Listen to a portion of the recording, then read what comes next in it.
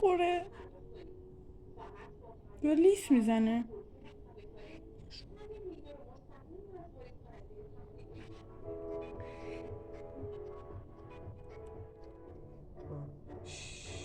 اه.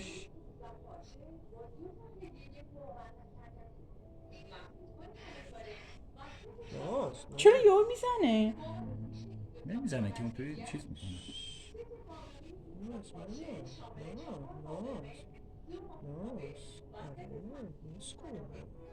غذای ریز ریز داره میگیره.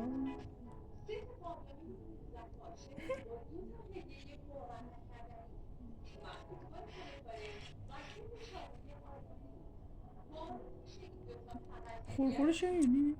لیزا خورخوردن کنه؟ این لیو؟ داره خورخور میکنه؟ اینجوری میکنه. چشمام این داره گیج میشه اصلا نگاش کن. چشاش چرا اینجوری شد؟ لیو؟ لیو؟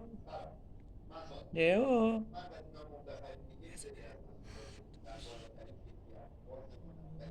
مامان داره نازت میکنه. ناز لیسا ناز مامان. نه گاز نگی. بچه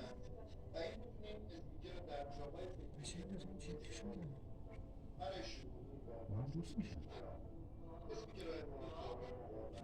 لیزا خورد. ناخوناتو بکن تو. خیلی هم ناخونش به من نه. کی؟ لیزا. من تازه گرفتم.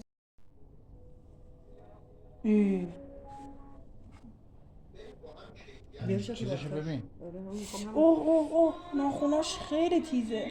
ماما اونجا شده ماش. نه ناخونتو بکن تو. نه ماما. نه.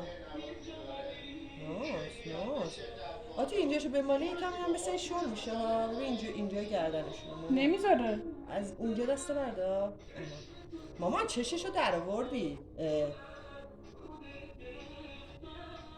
اوکی. ببین این شل میشه از اون گربه نگاه کن آتی مامانشه. میخوام یکم ببینم گاز نگیری یا